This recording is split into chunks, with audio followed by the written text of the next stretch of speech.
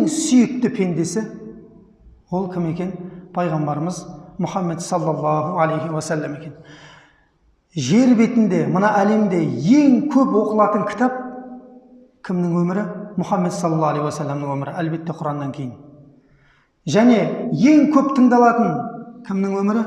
Пайғамбарымыз Мұхаммед саллаллаху алейхи уассаламның өмірі. Және де оны оқыған, оны тыңдаған, оның өміріне амал еткен, әрбір сүннетіне амал еткен кісі, сауап алатын кісі ол Мұхаммед саллаллаху алейхи уассалам екен. Ол тұлғаны тану әрбір мұсылманға міндет. Әрбір мұсылманға міндет. Өйткені не үшін? Өзінің өмірін пайғамбар саллаллаху алейхи уассаламның таразысымен өлшеп отыру үшін дейді. Ұлы табиғин Суфиян ибн Уяйна деген кісі айтады: «Инна Расулаллахи саллаллаху алейхи уассалам хуал мизанул акбар» дейді. «Фаалейхи ту'радул ашия», ол пайғамбар саллаллаху алейхи уассалам дейді, ең ұлы таразы дейді. Әрбір амалдарымыз сол кісінің өмірімен өлшенетін ең ұлы таразы ол кім? Мұхаммед саллаллаху алейхи уассалам дейді. «Фама уафақаха фахуал хақ» дейді. Ол кісінің өмірінде, ол кісінің ісінде келісілген нәрсе ол ақиқат, Алланың алдында қабыл дейді ол. «Уама халафаха фахуал батыл» дейді. Ал егерде оның өміріне қарама-қайшы болған, немесе оның өмірімен, істерімен, сүннетімен келіспейтін нәрсенің барлығы фахуал батыл, ол бұзық, мәрдут дейді, яғни қайтарылған дейді ол нәрселердің барлығы. Сол пайғамбар саллаллаху алейхи уассалам демек әрбір мұсылман адам не істеу керек екен? Өмірін білуі міндетті екен. Не үшін? Өзінің өмірін білу үшін және оған деген махаббатты қою үшін, оның махаббаты арқылы Аллах тағаланың махаббатына жету үшін. Аллах тағала Құран кәрімде «Ин кунтум тухиббуналлаха фаттабиуни» дейді. Егер де Аллах тағаланы жақсы көрем дейтін болсаңдар, онда маған ілесіңдер дейді.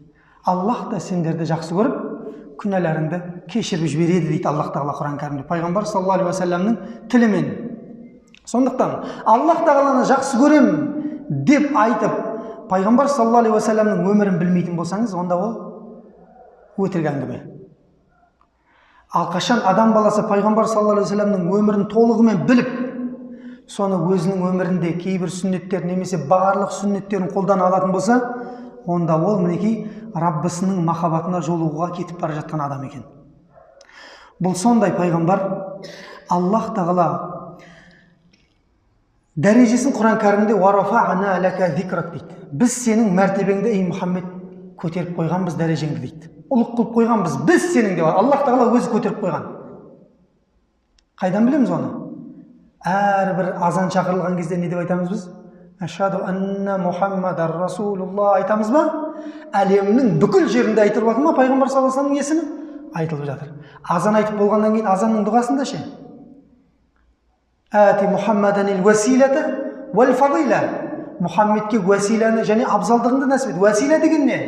Пайғамбар саллаллаху алейхи уассалам: «Маған жәннатта бір адамға ғана арналған орын бар» дейді. Ұлы мақам, ұлы орын бар. Сол орынға бір ғана адам лайықты, соның мен болуын тілеңдерші деп айтты дейді пайғамбар саллаллаху алейхи уассалам.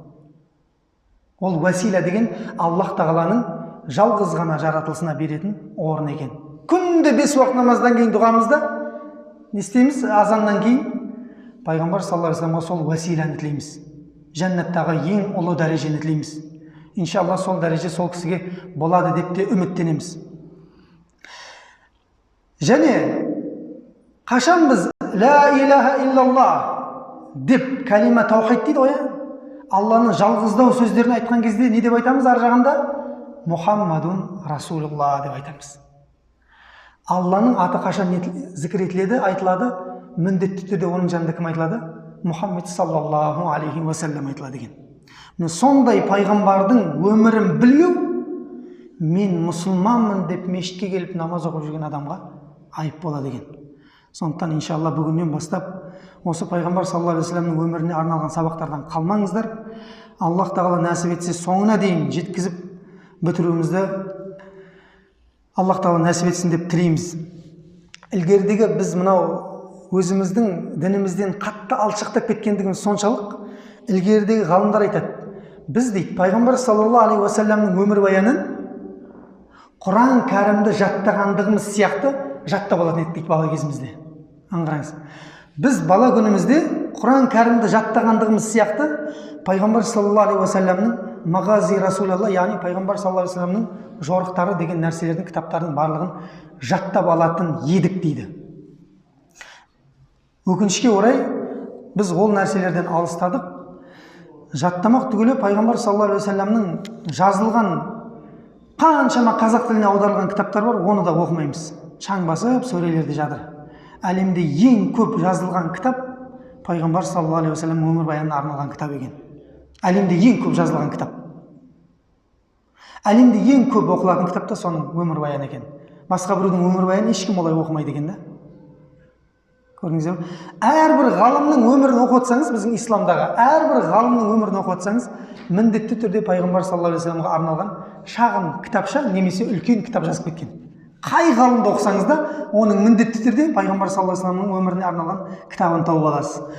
Солардың бірі доктор Шауқи Абу Халил деген Шам жеріндегі үлкен тарихшы ғалым бар. Шейх Рамазан Бутилармен бірге, Алла рахымын алсын, Дамаскідегі Димашқ университетінде тарих факультетінде сабақ берген көптеген жылдар. Сол кісінің Атлас Сира Набауия деген кітабы бар. Пайғамбар саллаллаху алейхи уассаламның өміріне арналған кескін бейнелі кітабы деген кітап. Сол кітаптың ішінде Аллах тағала Құран кәрімде ең көп атын айтқан Мұса пайғамбар мен Аллах тағаланың ең сүйікті пайғамбары Мұхаммед саллаллаху алейхи уассаламның арасындағы мұқарана деп айтады ғой. Салыстырмалы нәрсені жазып кеткен екен, салыстырып екеуінің арасында. Бұл Аллах тағаланың Құран кәрімнің аяттарымен былай деп келеді. Біріншісі, Аллах тағала Құран кәрімде Таха сүресінің 84-ші аятында, бисмиллахир-рахманир-рахим, «Ажилту илейка рабби литарда» дейді Мұсаның тілімен. Мұса алейхиссалам айтты, «Ей Раббым, өзіңді разы ету үшін саған қарай асығып келе жатырмын» дейді. Мұса пайғамбар Раббысын разы ету үшін қасиетті туа ойпатына асығып келе жатыр. Ал пайғамбар саллаллаху алейхи уассаламға Аллах тағала не деді? «Вала сауфа юътика раббука фатарда» деді. Духа сүресінің 4-ші аятында немесе 5-ші аятында, әлбетте Раббың саған көп жақсылықтарды үйіп төгіп береді дейді. Және сен сол жақсылықтардың себебімен не боласың дейді? Разы боласың дейді. Мұса не дейді? Сені разы ету үшін асығып келетін дейді ме? Аллах тағала біз сені разы етеміз жақын арада дейді. Саған беретін көптеген жақсылықтарымызбен дейді. Және екінші мысал Қасас сүресінің 16-ші аятында Мұса алейхиссалам айтты: «Қала рабби инни заламту нафси фағфирли фағафара лаху иннаху хуал ғафурур рахим». Мұса айтты: «Ей Раббым, мен өз-өзіме зұлымдық жасап қойдым. Енді мені кешірші» деді. Сонда Аллах тағала Мұсаны кешірді. Ақиқатында ол күнәларды кешіруші, аса қамқор мейірімді дейді Аллах тағала. Мұса не дейді? Кешірші деп жатыр ғой, біз оны кешірдік дейді, дереу кешірдік дейді. Аллах тағала пайғамбар саллаллаху алейхи уассаламның ақысында не деп айтады? Фатх сүресінің 1-2 аятында айтады: «Бисмиллахир-рахманир-рахим. Инна фатахна лака фатхан мубина лияғфира лака Аллаху ма тақаддама мин замбик ва ма тааххара» дейді. Ей Мұхаммед, шүбәсіз біз саған ап-айқын жеңісті нәсіп еттік дейді. Ап-айқын жеңісті. Бұл аяттар ертең келеміз қай оқиғаның кезінде түскендік жайында. Біз саған ап-айқын жеңісті нәсіп еттік. Не үшін? Осылайша Алла сенің өткен және келешекте жасайтын күнәларыңды кешіру үшін дейді. Аңғара. Аллах тағала өзі кешіру үшін осы ұлы жеңісті нәсіп етіп жатыр екен. Мұса кешірім сұрап жатыр ғой. Аллах тағала пайғамбарымыз кешірім сұрап жатыр ма Алладан? Жоқ. Біз сені кешіреміз дейді. Өткеніңді және алдағы күнәларыңды дейді. Қандай керемет мәртебе пайғамбар саллаллаху алейхи уассалам мәртебесі Алланың алдында. Және бір мысал, жаңағы Таха сүресінің 25-ші аятында Раббымыз «Қала рабби шрахли садри» деп айтты дейді Мұса. Фирғауынға баратын кезде Мұса алейхиссалам: «Ей Раббым, көкірегімді кең етші» деп дұға қылды дейді. Аллах тағала пайғамбар саллаллаху алейхи уассаламға не деді? «Әлем нашрах ләка садрак деді Шарх сүресінде. Біз сенің көкірегіңді кең қылып ашып қоймадық ба дейді. Кімге айтып жатыр оны? Пайғамбар саллаллаху алейхи уассаламға айтып жатыр. Мұса менің көкірегімді ашшы деп жатыр ма? Аллах тағала пайғамбар, біз сенің көкірегіңді ашып кеңейтіп қоймадық па дейді. Яғни пайғамбар саллаллаху алейхи уассаламның жүрегіндегі, көкірегіндегі кейбір ауыртпашылықтарды кім алып тастады? Раббымыз Аллаху субханаху ва тағала алып тастаған екен. Және сол Таха сүресінде Мұса алейхиссалам келесі дұғасы «Уаяссирли әмри» деп айтты дейді. Ей Раббым, ісіме жеңілдік берші деп айтады дейді. Міне енді кетіп бара жатырмын сенің жолыңа, көкірегімді кеңеттің, енді ісіме жеңілдік берші деп айтты дейді. Аллах тағала пайғамбар саллаллаху алейхи вассаламға не деді? «Уануяссирука лил юсра» деді ғой. Бұл А'ла сүресінде. Аллах тағала А'ла сүресінде «Уануяссирука лил юсра» дейді. Ей Мұхаммед, біз сенің жолыңды өзіміз жеңіл қылып қоямыз деп айтты дейді. Сенің ісіңді, жолыңды біз өзіміз жеңіл қылып қоямыз. Ана кісі не деп жатыр Мұса алейхиссалам? Маған жеңілдік берші, ей Раббым деп айтты дейді. Аллах тағала пайғамбар саллаллаху алейхи вассалам, біз сенің ісіңді өзіміздің меншігімізде, өзіміздің кепілімізде ісіңді жеңілдетіп қоямыз деп жатыр екен Аллах тағала. Одан кейін Мәриям сүресінің 52-ші аятында Раббымыз айтады: «Уанадайнаху мин жанибит турил айман ва қаррабнаху наджия» дейді Мұса пайғамбарға. Біз саған, яғни біз оған Тур тауының оң жағынан үн қатып дыбыстап, өзімен жеке сөйлесу үшін өзімізге қарай Мұсаны жақындатқан едік дейді. Мұсаны Раббымыз сөйлесу үшін, тікелей тілдесу үшін, оны өзімізге қарай Тур тауына қарай жақындатқан едік дейді. Ал пайғамбар саллаллаху алейхи уассаламды ше, Аллах тағала Миғраж бен Исра мен Миғраж оқиғасында өзінің құзырын алып кетті. Раббысы өзі қалаған нәрсені уахи етті деп Құран кәрімде айтады. Одан кейін тағы салыстыратын нәрсеміз басқа пайғамбарлардың мұғжизалары және Мұса пайғамбардың да мұғжизасы өзінің заманында болды және өзінің дүниеден өтуімен кетті. Дұрыс па? Теңіздің екі ортада ашылуы, Фирғауынның суға батып кетуі әлі күнге дейін ашылып тұр ма сол теңіз? Жоқ, ол теңіз жабылып кеткен. Сол оқиғадан кейін жабылып кеткен. Бірақ бұл Мұса алейхиссалам мұғжизасы. Сол сияқты ол кісінің мұғжизалары көп, бірақ ол кісінің дүниеден өтуімен мұғжизалардың барлығы қалды. Құранда Аллах тағала оның барлығын баян етті. Ал пайғамбар саллаллаху алейхи уассаламның мұғжизалары ше, қияметке дейін қалады екен. Пайғамбар саллаллаху алейхи уассаламның істеген мұғжизалары қиямет күніне дейін қалады. Сол ең ұлы мұғжиза не ол пайғамбар саллаллаху алейхи уассаламға берілген? Құран. Ең көп оқылатын кітап, Раббымыздың қасиетті бізге түсірген, дүниеде ақыретте бақытты өмір сүруіміз үшін түсірген ең ұлы, ең таза, қателерден пәк болған кітап ол Құран екен. Сол Құранның өзі жеткілікті пайғамбар саллаллаху алейхи уассаламға мұғжиза болып қияметке дейін қалуына. Қандай мәртебе пайғамбар саллаллаху алейхи уассаламға берілген.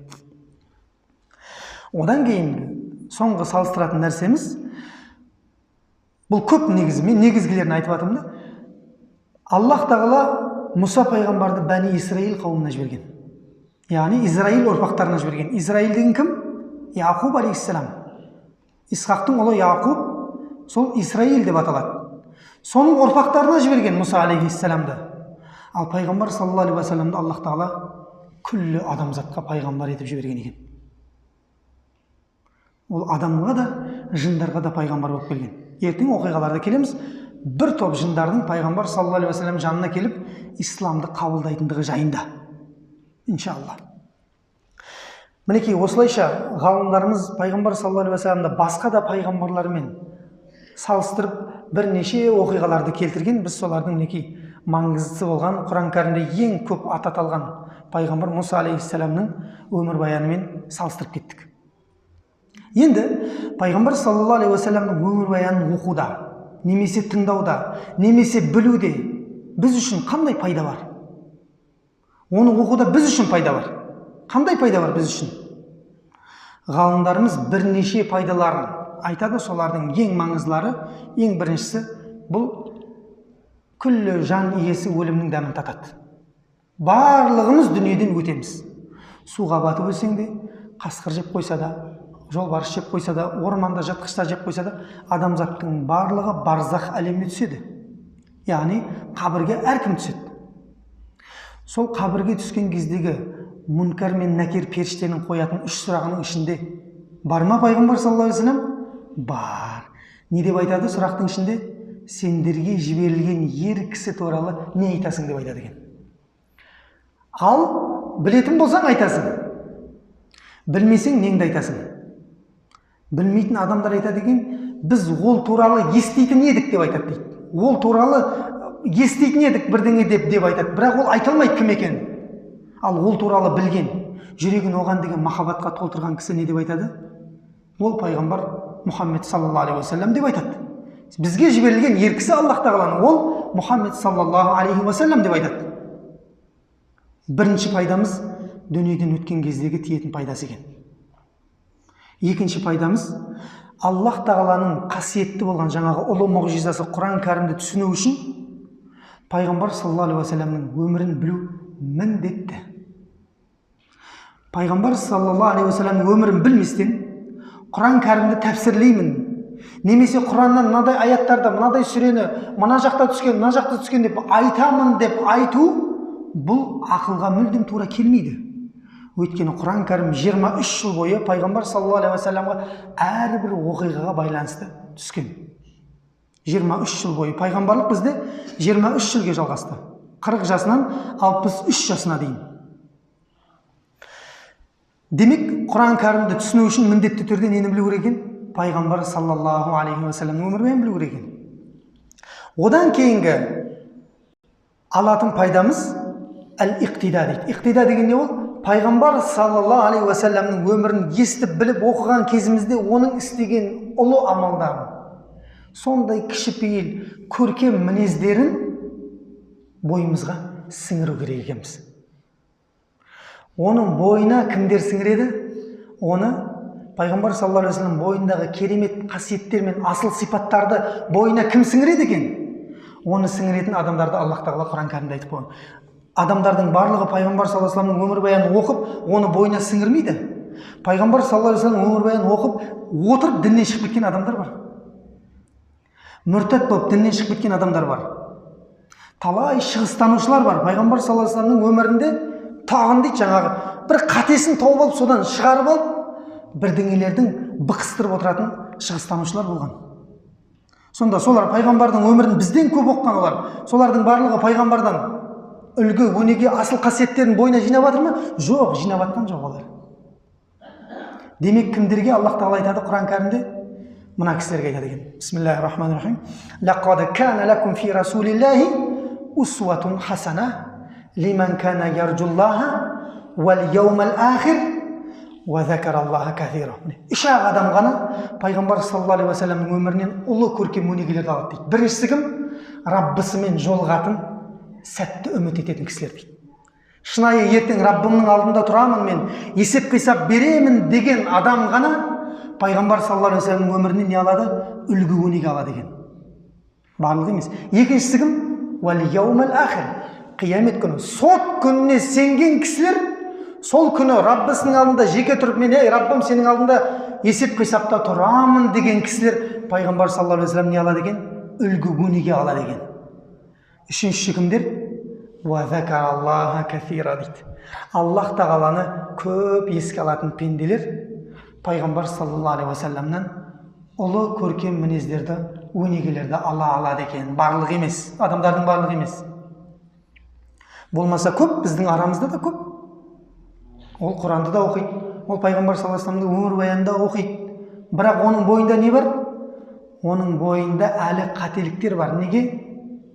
Өйткені осы үшеуінің біреуінде кемдік бар. Олардың жүздерінде мейірім, махаббат қалмаған. Пайғамбар саллаллаху алейхи вассаламның жүзі қандай еді? Пайғамбар саллаллаху алейхи вассаламның жүзі адамдар қараған кезде жүрегі елжіреп кететін болған. Кімдерге? Мүшрикке де, момын мұсылманға да. Ал бізде мұсылмандар бір-бірімізге не істейміз? Жүзімізді күлімсіретіп қарай алмаймыз. Тегін жатқан садақаны алмаймыз біз, тегін жатқан. Қимайсың ана бауырыңа.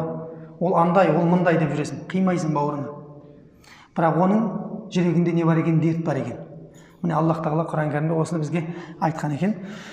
Одан кейін пайғамбар саллаллаху алейхи уассаламның өмірінен алынатын үшінші өнеге, екі өнегені айтты. Үшінші өнеге бұл не? Пайғамбар саллаллаху алейхи уассаламның айтқан хадистерін түсіну. Қай жерде қай хадисті айтты, қай оқиғаға байланысты айтты, соның барлығын пайғамбар саллаллаху алейхи уассалам өмір баянын оқу арқылы біледі екенбіз. Басқаша біле алмаймыз. Мысалға көп Абу Зар әл-Ғифариге айтқан хадистері бар. Соны қай уақытта айтты мысалға? Ей Абу Зар, сен исламыңды жасыра тұр деді. Қашан Алланың жәрдемі келгенге дейін деген хадисі бар пайғамбарымыз.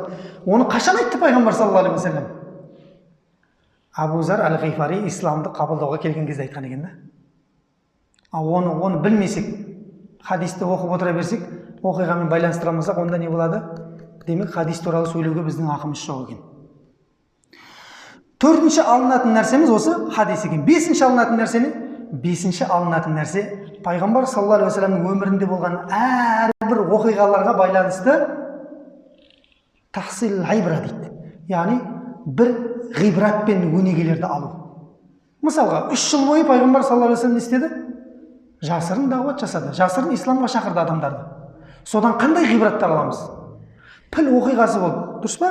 Піл оқиғасынан қандай ғибраттар аламыз? Ертең әйелі, көкесі қайтыс болады, онdan қандай ғибраттар аламыз? Осының барлығынан ғибрат алып не істейді екенбіз? Қоя саламыз ба ғибрат алып? Жоқ, оны өзіміздің өмірімізге пайдаланады екенбіз.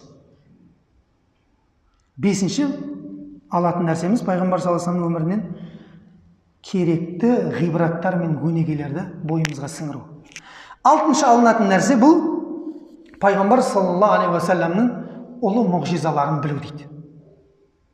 Пайғамбар саллаллаху алейхи уассалам бір күні ағашты, үлкен тасты ағашпен қолынан бұрды да Шамның қамалдары алынды деді. Қашан айтты оны? Меккеде айтты ма, Мәдинада айтты ма? Білмейміз, бірақ Шам алынды.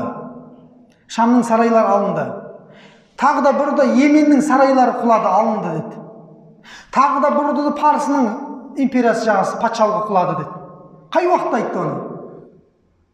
Оның қай уақытта, мұғжизалардың қай уақытта болғандығын неден біледі екенбіз? Тағы да пайғамбар саллаллаху алейхи уассаламның өмір баянынан біледі екенбіз. Сондықтан мына тақтада мен пайғамбар саллаллаху алейхи уассаламның өмір баянын жазған тұңғыш ғалымдарымыздың тізбектерін келтірдім. Ең атақтыларын бұл имам Захаби деген исламның ұлы тарихшысы бар. Соның пайымдауынша, сол кісінің пайымдауынша, мынау пайғамбар саллаллаху алейхи уассаламның заманында ол кісінің өмір баяны жазылған жоқ. Құран кәрімде жазылған жоқ. Хадистерде жазылған жоқ. Құран пайғамбарымыз саллаллаху алейхи уассалам заманында жазылған жоқ ол. Абу Бәкірдің заманында жазылды тұңғыш рет. Жинақталған. Сол сияқты пайғамбар саллаллаху алейхи уассаламның өмір баяны қашан жазылды? Пайғамбар саллаллаху алейхи уассалам дүниеден өтіп кеткеннен кейін арада 50 жыл немесе 60 жылдан кейін жазылған. Тұңғыш рет жазған ғалымдардың біріншісі бұл Уруа ибн Az-Зубайр, Зубайр ибн Ауам деген сахабаның, жәннатпен сүйіншіленген 10 сахабаның біреуі болған, сол кісінің ұлы Уруа деген кісі жазған екен. Мағази Расулуллах саллаллаху алейхи уассалам деген кітабы. Пайғамбар саллаллаху алейхи уассаламның жорықтары деген кітап. Бірақ бұл кітап не еді? Әлі де кемдіктері бар еді дейді. Ғайру муассақ дейді, яғни әлі толықталмаған және көптеген деректері әлі дұрыс толығымен расталмаған. Бірақ тұңғыш жазылған адам осы Уруа ибн Az-Зубайр екен. Ол кісі хижреттің 23 жылында дүниеге келіп, 94 жылында дүниеден өткен 71 жасында. Атақты оқиғасы бар, бұл кісінің аяғын кесіп тастайтын, намаз оқып жатқан кезде аяғын аралап кесетін кісі осы Уруа ибн Az-Зубайр деген кісі. Аяғы іріңдеп кеткен кезде. Демек, пайғамбар саллаллаху алейхи уассаламның дүниеден өткеннен кейін 13 жылдан кейін дүниеге келген екен бұл кісі. Екінші жазған кісі пайғамбар саллаллаху алейхи уассаламның өмір баяны Абан ибн Усман ибн Аффан. Осман ибн Аффанның ұлы Абан деген кісі. Табиғиндерден болған ұлы ғалым. Сол кісі пайғамбар саллаллаху алейхи уассаламның өмір баянын жазған. Ол да әлі не еді? Әлі де толық емес еді дейді. Одан кейінгі пайғамбар саллаллаху алейхи уассалам өмір баянын толығымен барлығын анық құжаттармен жазған тұңғыш адам тарихтағы кім? Мұхаммад ибн Исхақ рахимахулла екен. Хижреттің 80-ші жылы Абу Ханифа радиаллаху анхумен бірге дүниеге келген және хижреттің 151-ші жылында дүниеден өткен. Абу Ханифа хижреттің 150-ші жылында дүниеден өткен. Яғни Абу Ханифадан кейін 1 жылдан кейін дүниеден өткен екен бұл кісі. Тарихта тұңғыш рет Ибн Исхақтың сирасы деген атақпен аталған осы кісінің кітабы екен жазылған. Сол кісінің шәкірті қазіргі күнге дейін бүкіл сира кітаптары жазылып келе жатқан, бүкіл сира кітаптары сол кісінің кітабынан алынып келе жатқан қай кітап екен? Абдул-Малик ибн Хишамның кітабы екен. Абдул-Малик ибн Хишам Мұхаммад ибн Исхақтың шәкірттерінен. Содан алған деректерді одан да қатты тереңірек жазған кісі Абдул-Малик ибн Хишам. Сират ибн Хишам деген атақты кітап бар. Соның авторы осы кісі екен. Одан кейін, мінекей, осы төртеуі ислам тарихындағы тұңғыш рет пайғамбар саллаллаху алейхи уассаламның өмірін жазған кісілер екен. Пайғамбар саллаллаху алейхи уассалам өмірін жазуда негізгі дерек көздері не болады бізде? Ең бірінші дерек ол Құран болады. Екінші дерек пайғамбар саллаллаху алейхи уассаламның хадистері, үшінші дерек сахабалардың сөздері екен. Оқиғаны баяндап берген сөздері екен. Сондықтан мінекей бүгінгі бірінші сабағымыз осылайша кіріспе сабағы болды. Енді біз өзімізге келетін болсақ, осы пайғамбар саллаллаху алейхи уассаламның өмір баянын айтуда біз қай кітаптардан аламыз мәліметтерді? Біз негізгі мына кітаптардан аламыз. Бірінші кітап Иззуддин Абул Хасан Али ибн Мухаммад Аш-Шайбани атақты Ибнул Афир деген ғалымның Әл-Камил фит тарих деген кітабынан аламыз. Сабақтарымыздың барысында сол кісінің кітабынан айтамыз көбіне. Әл-Камил фит тарих, толық тарихты жазған кісі. Салахуддин Аюбидің заманында уизара дейді, министрлікте жұмыс істеген хадисші, ата текті қатты білетін әдип, яғни әдебиетті терең меңгерген ұлы ғалымдардың бірі Иззуддин Ибнул Афир деген кісі екен. Екінші біздің алатын кітабымыз Абул-Фида Ибн Касир ад-Димашқи деген кісі. Аш-Шафиғи Ибн Касир деген атақты ғалымның Әл-Бидая уа Нихая деген кітабынан аламыз. Бастау мен аяқталу деген.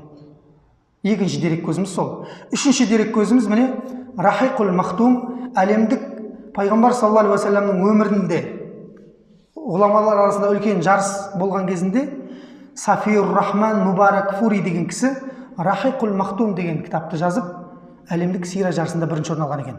Сол кісінің кітабы тағы да біздің дерек көзіміздің негізгі қайнар көзі болады екен. Төртінші кітабымыз Шауқи Абу Халилдің Атлас Сират Расулилла, Атлас Сира Набауия деген кітабы. Пайғамбар саллаллаху алейхи уассаламның кескінделген карта жөніндегі өмір баян деген кітабы. Шамдық үлкен ғалым кісі. Сол кісінің кітабы. Және бесінші кітабымыз осы сабақтардың барысында қолданатын Али Саллаби деген кісінің пайғамбар саллаллаху алейхи уассаламның өмір баянына жазған талдаулар мен түсіндірмелер деген сира кітабынан алатын боламыз. Мінекей адамдардың көкірегінде сұрақ қалып қоймас үшін, мына оқиғаны қаяқтан айтып жатыр деген нәрсе қалып қоймас үшін әдейі мен айтып кетіп жатырмын кітаптарды. Иншалла келесі сабақта пайғамбар саллаллаху алейхи уассаламның өмірін ары қарай жалғастырамыз. Ол кісінің өмірін ары қарай жалғастыру үшін мына бір хадиспен бүгінгі сабағымызды аяқтаймыз. Пайғамбар саллаллаху алейхи уассалам айтты дейді: